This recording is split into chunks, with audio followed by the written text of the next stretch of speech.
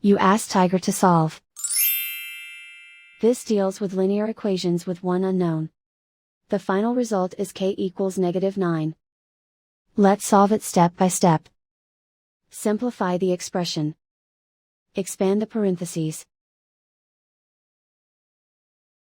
Multiply the coefficients. Simplify the arithmetic. Expand the parentheses. Simplify the arithmetic. Group all constants on the right side of the equation. Subtract 9 from both sides. Simplify the arithmetic.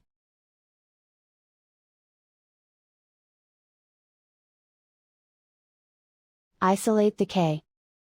Divide both sides by -4. Cancel out the negatives. Simplify the fraction. Move the negative sign from the denominator to the numerator. Find the greatest common factor of the numerator and denominator. Factor out and cancel the greatest common factor.